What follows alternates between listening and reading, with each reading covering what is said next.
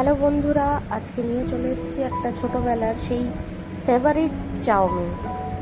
প্রথমেই কিন্তু আমি নুডলসগুলোকে আর কিছুটা সামান্য একটা আলু ভাজার মতো করে কেটে বয়েল করে নিয়েছিলাম। বয়েল করে দেখো এরকম ঝরঝরে হয়ে যাবে। তারপর কড়াইয়ে সর্ষের তেল দিয়ে গরম হওয়ার অপেক্ষা করেছিলাম। ততক্ষণ কিন্তু আমি একটা মাঝারি ধরনের পেঁয়াজ এবং 4-5টা কাঁচা লঙ্কা কিন্তু কেটে নিয়েছিলাম। কুচি কুচি করে ফাইন চপ করে নেবে যাতে খেতে ভালো লাগে। তারপর কিন্তু তেল গরম হয়ে গেছে।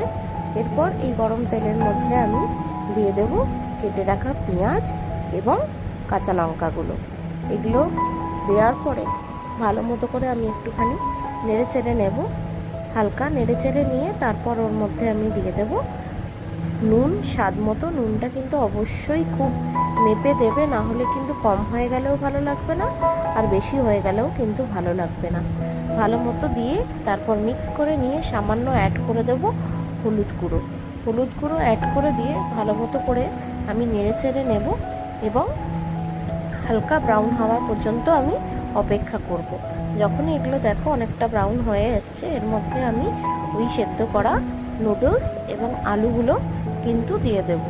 আলুগুলো কিন্তু নুডলসের সাথে মোটামুটি সেদ্ধ হলেই হবে, খুব বেশি সেদ্ধ যেন না হয়ে যায়, না হলে কিন্তু দলা পেকে যাবে। এটা কিন্তু খুবই সেদ্ধ করার সময় ভালোভাবে খেয়াল রাখতে হবে।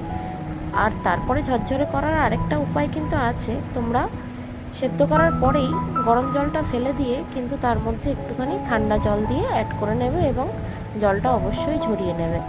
দেন এগুলো অ্যাড করার পরে আমি আস্তে আস্তে কিন্তু মিক্স করে নিচ্ছি। খুব উঁচু আছে কিন্তু এটা মিক্স করবে না, না হলে কিন্তু সবই নুডলস কিন্তু ভেঙে যাবে এবং পুড়েও যেতে পারে। তাই অল্প আছে হালকা হালকাভাবে নেড়ে চেড়ে নিতে হবে যাতে ভালোভাবে উপকরণগুলো এর মধ্যে মিক্স হয়ে যায়।